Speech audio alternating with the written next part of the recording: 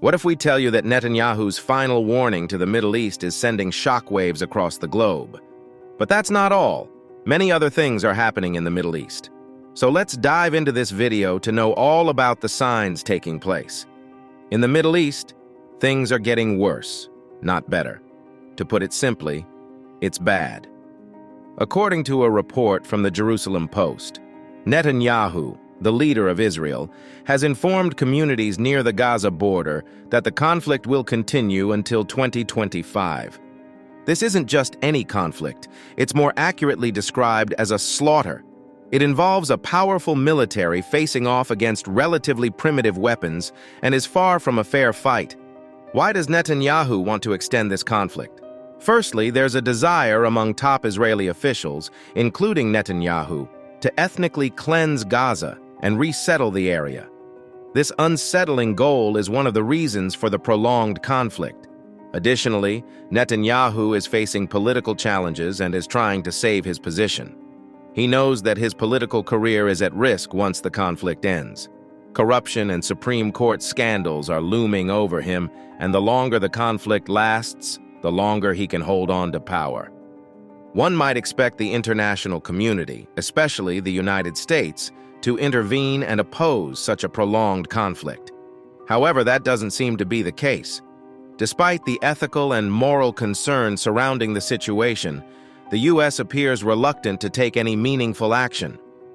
There are calls for the U.S. to use its influence to pressure Israel, but so far, no red lines have been drawn. If the U.S. were to act reasonably and ethically, it could use various diplomatic tools to influence Israel positively. This might include cutting off financial and military support, imposing sanctions through the United Nations, or engaging in other forms of diplomatic pressure. Unfortunately, it seems that such measures are unlikely to be taken, as there appear to be no clear boundaries when it comes to the U.S.'s support for Israel. U.S. Middle East Plan. Recent reports from Axios reveal a troubling plan by the U.S. to normalize relations between Israel and Saudi Arabia, even as violence rages in Gaza. This plan, reminiscent of efforts by Donald Trump and Jared Kushner, aims to sideline Palestinians and present a facade of peace in the region. However, the leaked proposal faced ridicule, forcing the White House to retreat. Despite the setback, the Biden administration still seeks to broker a peace deal between Saudi Arabia and Israel. However, there's a new twist, including a supposed two-state solution. Under this plan, Mohammed bin Salman, the Saudi crown prince, would oversee Gaza. But upon closer examination, it's clear that this isn't a genuine two-state solution. In reality, Palestinians would be left with fragmented, powerless entities lacking true sovereignty or control. These Bantustans would be under Israeli dominance, with limited autonomy and no real independence. Gaza, under bin Salman's leadership, would remain subservient to Israeli authority. Human rights advocate Kenneth Roth questions the Biden administration's reliance on bin Salman, who has shown little regard for Palestinian rights. He rightly asks why the U.S. believes bin Salman, who has little interest in Palestinian welfare, can pressure Israel into accepting a two-state solution.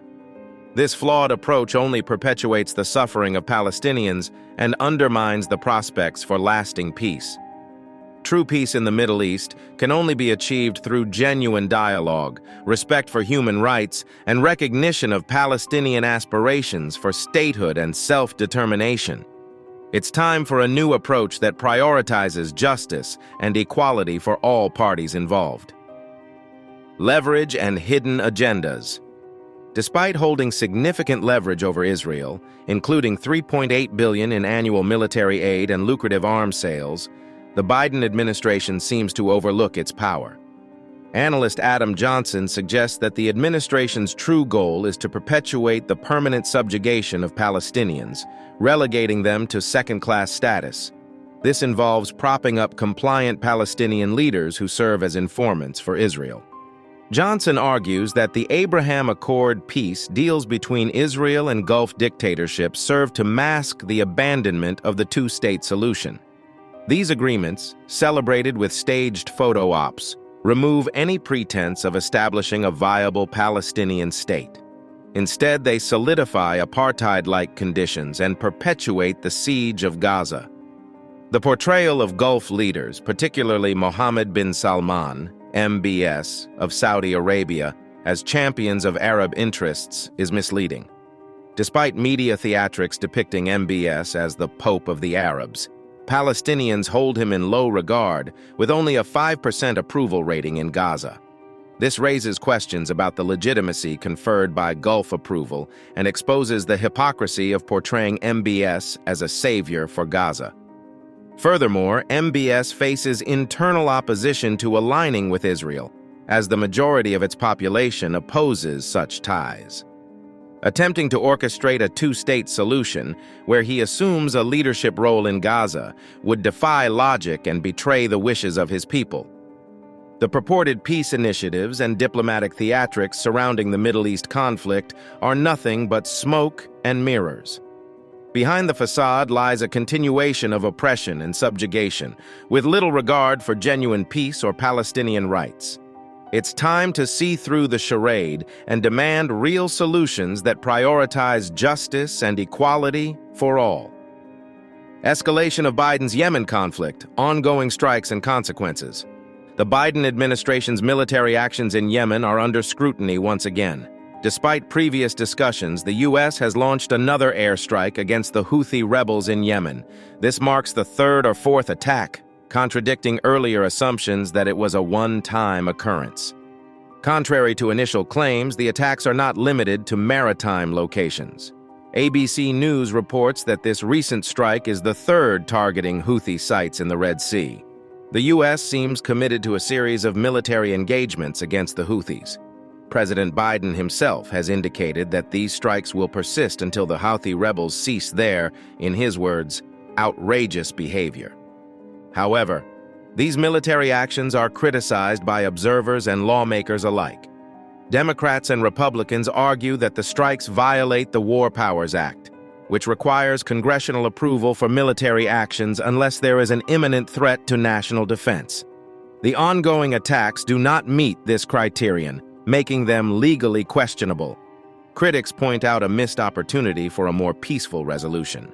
They argue that pressuring Israel to halt its airstrikes on Gaza, which the Houthi rebels demand, could be a diplomatic alternative. Instead, the U.S. has chosen a path of continued military engagement, risking further escalation. As the U.S. persists in its attacks, the Houthi rebels show resilience.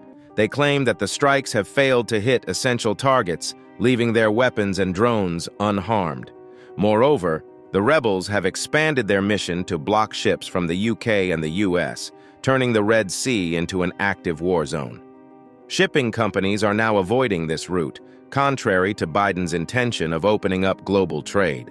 The repercussions of Biden's strategy are becoming evident. A Greek-owned vessel, the Zagrefia, was hit by a missile fired by Houthi rebels. The ship was en route from Vietnam to Israel, and though it sustained only minor damage, the incident underscores the failure of Biden's mission to achieve its intended goals.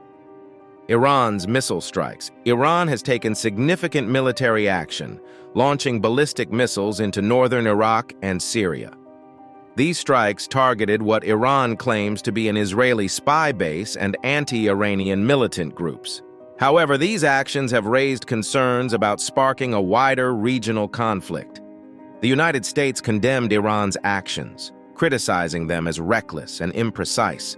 Initially, there was confusion as the strikes occurred near a U.S. base, leading some to believe Iran was targeting American forces. However, the actual targets were different. Iran asserts that these strikes were retaliation for attacks by Israel that resulted in the deaths of Iranian Revolutionary Guard members and resistance fighters. Specifically, Iran targeted what it alleges to be a key Israeli espionage center in Erbil, Iraq, the capital of the semi-autonomous Kurdistan region. This marks the first direct military response from Iran since the conflict in Gaza began. Iran claims to have evidence linking Israel to previous attacks, prompting these retaliatory strikes. Unfortunately, innocent civilians were also casualties, including a prominent Iraqi businessman and 4 of his family members. The cycle of violence continues, with each act of aggression leading to further escalation. This incident highlights the volatile situation in the Middle East, where tensions can quickly spiral out of control. The risk of a broader conflict looms large as tit-for-tat actions threaten to engulf the entire region in warfare. In addition to strikes in Iraq and Syria, Iran has allegedly targeted militant bases in Pakistan. This further complicates an already tense situation, demonstrating Iran's willingness to extend its military reach beyond its immediate borders. Iran's unprovoked attacks in Pakistan, Iraq, and Syria. Moreover, in a recent development, Iran launched attacks on Tuesday in Pakistan, targeting what it claimed were bases for the militant group Jaish al-Ahad. These attacks further escalated tensions in the already turbulent Middle East, marked by Israel's conflict with Hamas in the Gaza Strip. The strikes in Pakistan resulted in the tragic death of 2 children and the injury of 3 others. Pakistan strongly condemned the assault, labeling it an unprovoked violation of its airspace. The situation became murkier as Iran's announcement of the attacks disappeared from state media reports shortly after being made. This sudden turn of events inside nuclear-armed Pakistan raised concerns about the potential strain on relations between the 2 countries, which have historically viewed each other with suspicion despite maintaining diplomatic ties. These attacks in Pakistan followed closely on the heels of Iranian strikes on Iraq and Syria less than a day earlier. The strikes were a response to a dual suicide bombing claimed by the Sunni militant group Islamic State, which resulted in the deaths of over 90 people. Iran's rapid succession of these military actions has heightened tensions in the region, prompting concerns about the broader implications for stability. Highlighting the severity of the situation, it is crucial to note that Pakistan is a nuclear-armed nation. In response to the attacks, Pakistan took diplomatic measures by expelling Iranian ambassadors and diplomats from the country. This raises questions about Pakistan's potential for retaliatory actions and the overall impact on regional dynamics. The international community, particularly Israel, has expressed concerns and fears regarding the nature of these attacks. There is a growing apprehension that the strikes in Iraq, Syria, and Pakistan may serve as warnings, and Israel is now on high alert, fearing it could be the next target. The use of long-range missiles in these attacks has fueled speculation about the intended messages and warnings directed at various regional nations. Humanitarian crisis in Gaza.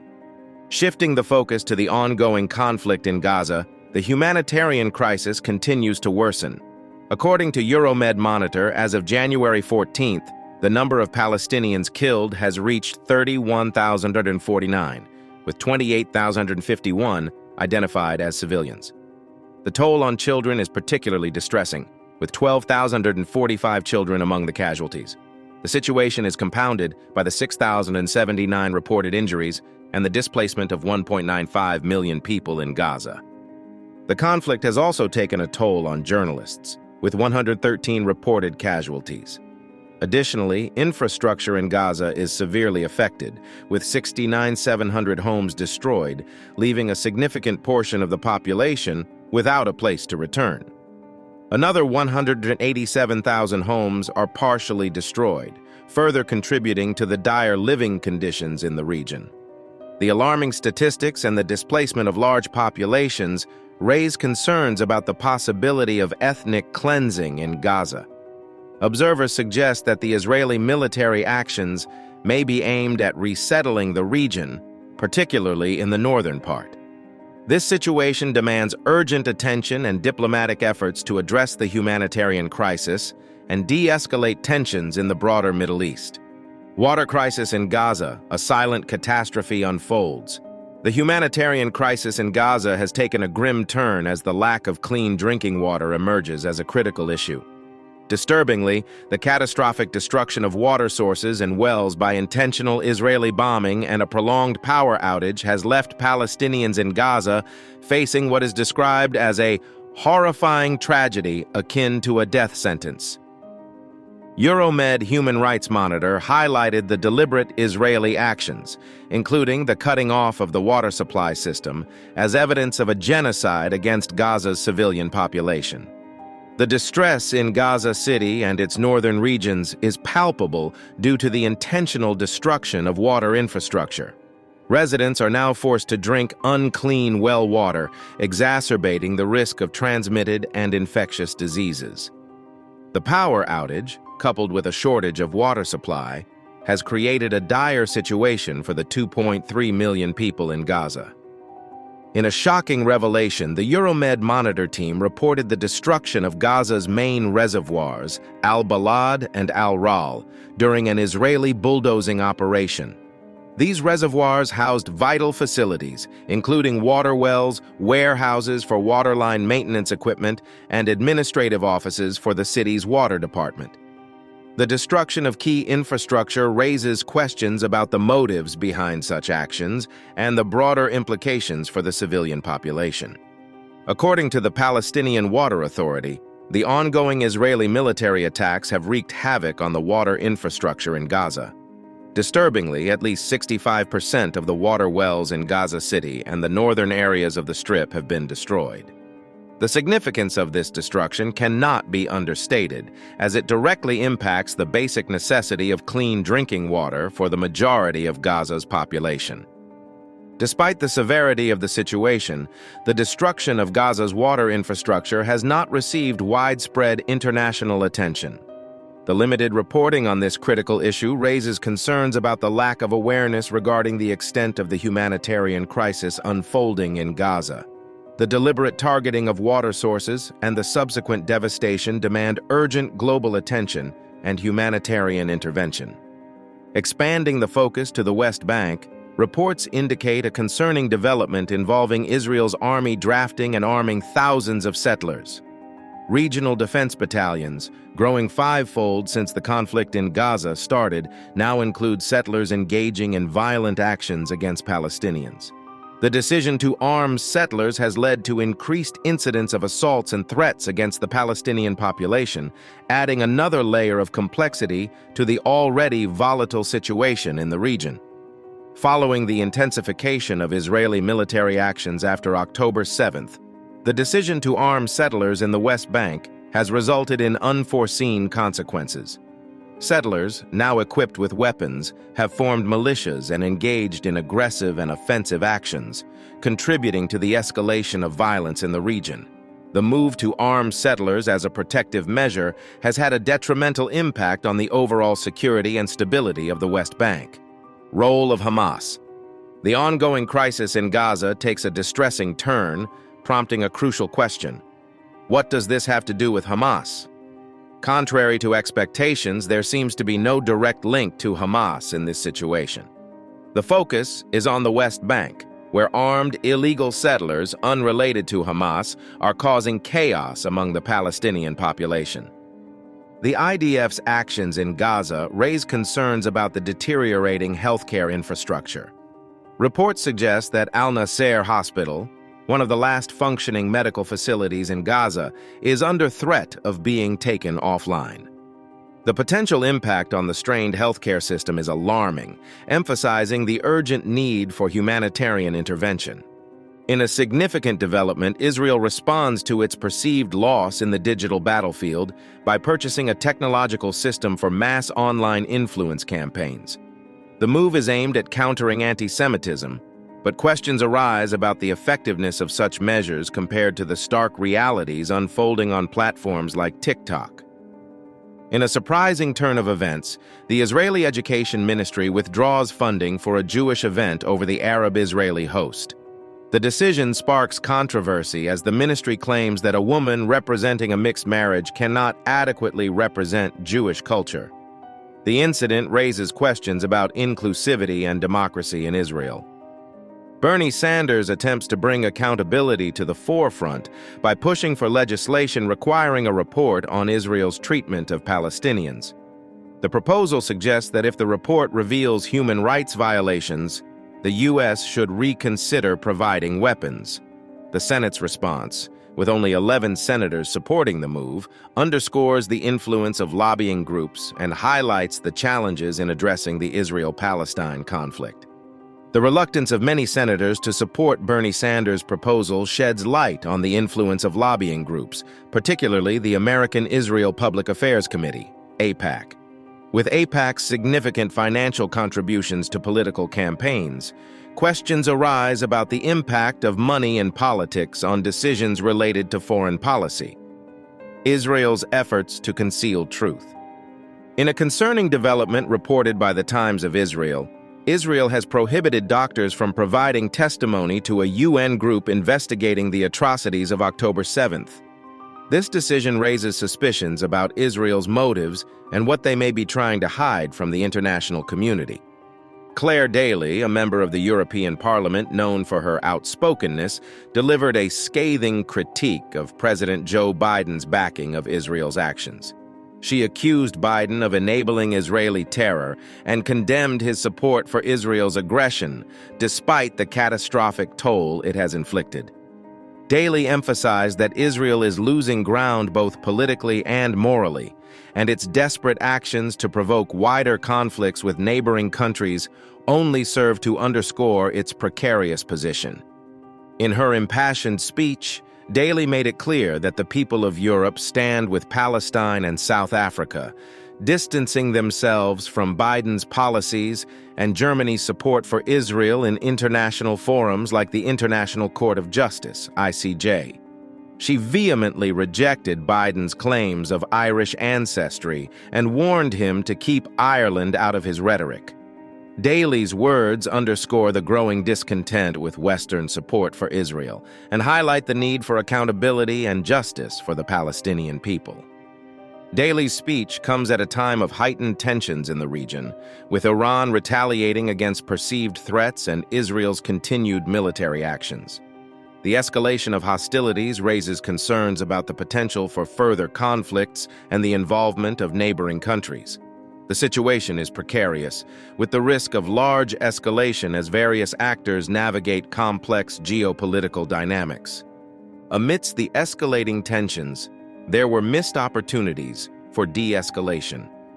Israel's refusal to engage in meaningful dialogue and the lack of pressure from the U.S. to change course have only exacerbated the situation. The failure to seize off-ramps and pursue peaceful resolutions underscores the urgent need for diplomatic intervention and a commitment to dialogue. So what do you think of the happenings taking place in the Middle East? Comment below and subscribe for more.